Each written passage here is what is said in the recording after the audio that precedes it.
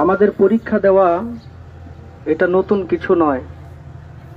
আমাদের খুব সূক্ষ্ম মাথায় বুঝতে হবে, এই দেশে শত শত বৎসর যাবৎ হিন্দু মুসলিম একসাথে বসবাস করলো। 5 তারিখের পরে আমরা পাহারা দিলাম।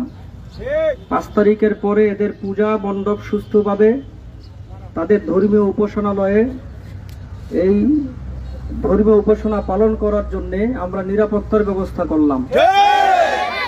হঠাৎ কি এমন হয়ে গেল যে আমাদের মসজিদে আপনাদের আক্রমণ করতে হবে? কি এমন হয়ে গেল যে আমাদের সাংবাদিককে কুপিয়ে দিবালোকে মানুষের সামনে হত্যা করতে হবে?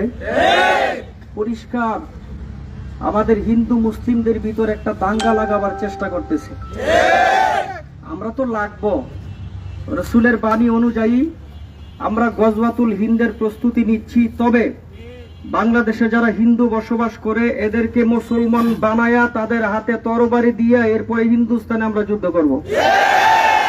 ওরা যেন হাতে তরবারি নিতে না পারে, এই জন্য আমাদের সাথে আগের থেকে লাগাই দিতেছে।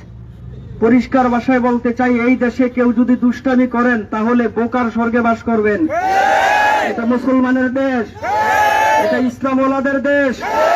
সারা বাংলাদেশে হেফাজতে ইসলাম সহ তৌহিদি জনতা রাজপথে নেমে প্রতিবাদ জানাচ্ছে। আপনাদেরকে পরিষ্কার ভাবে বলতে চাই, যদি সোজা আঙ্গুলে ঘি না উঠে তাহলে আঙ্গুল করতে মুসলমান বাধ্য হবে আঙ্গুল বাঁকা করতে। পরিষ্কার ঘোষণা দিতে চাই, যদি অনতি বিলম্বে এই হত্যাকাণ্ডের সুষ্ঠু তদন্ত বিচার না হয়